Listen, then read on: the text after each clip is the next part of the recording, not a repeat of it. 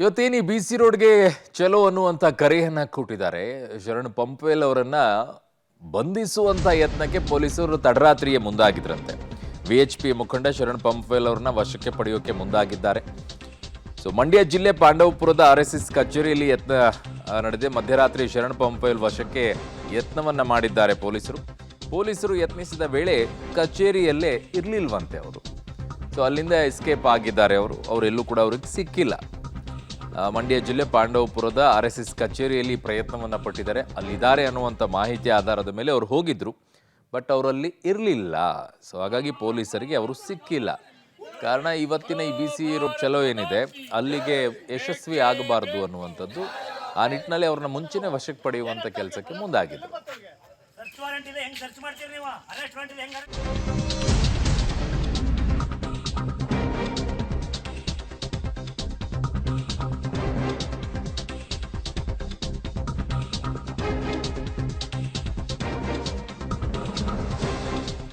ಪೊಲೀಸರು ಕಚೇರಿಗೆ ಬರುವ ಮುನ್ನವೇ ಪಂಪ್ವೇಲ್ ಅವರು ಅಲ್ಲಿಂದ ಎಸ್ಕೇಪ್ ಆಗಿದ್ರು ಅನ್ನುವಂಥ ಮಾಹಿತಿ. ವಶಕ್ಕೆ ಪೊಲೀಸರ ವಿರುದ್ಧ RSS ಕಾರ್ಯಕರ್ತರು ಪ್ರತಿಭಟನೆಯನ್ನ ಮಾಡಿದ್ದಾರೆ. ವಶಕ್ಕೆ ಪಡೆಯಕ್ಕೆ ಬಂದ್ರಲ್ವ ಪೊಲೀಸರು, ಅವರ ವಿರುದ್ಧವಾಗಿ ಸ್ಥಳಕ್ಕೆ ಕಾರ್ಯಕರ್ತರಿಗೆ ತಿಳಿ ಹೇಳಿದ್ದಾರೆ SP ಮಲ್ಲಿಕಾರ್ಜುನ್ ಬಾಲ್ದಂಡಿ ಅವರು ಬಂದು.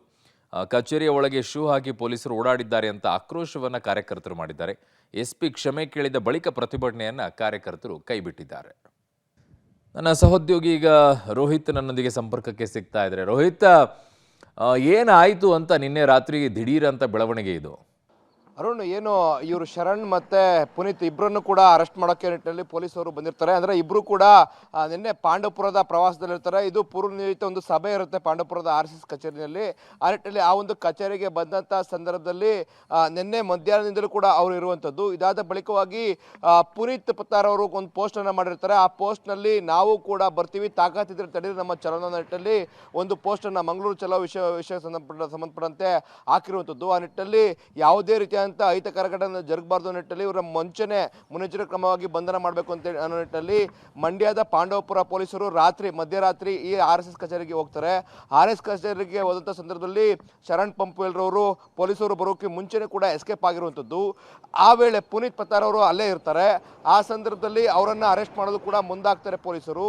ಈ ವೇಳೆ RSSನ ಏನು ಕಾರ್ಯಕರ್ತರೆಲ್ಲರೂ ಕೂಡ ಸುತ್ತುವರಿತಾರೆ. ಯಾಕಂದರೆ ಪೊಲೀಸರೆಲ್ಲರೂ ಕೂಡ ಶೂವನ್ನು ಹಾಕೊಂಡು ಕಚೇರಿಯ ಒಳಭಾಗಕ್ಕೆ ಬಂದ ಸಂದರ್ಭದಲ್ಲಿ ಆಕ್ರೋಶವನ್ನು ವ್ಯಕ್ತಪಡಿಸ್ತಾ ಇರ್ತಾರೆ. ಈ ವೇಳೆ ಅದೇ ವಿಚಾರವಾಗಿ ಪುನೀತ್ ಅವರು ಕೂಡ ಎಸ್ಕೇಪ್ ಆಗುವಂಥದ್ದು. ಸದ್ಯ ಇಬ್ಬರನ್ನು ಕೂಡ ಅರೆಸ್ಟ್ ಮಾಡುವಲ್ಲಿ ಪೊಲೀಸರು ಯಶಸ್ವಿ ಆಗಿಲ್ಲ.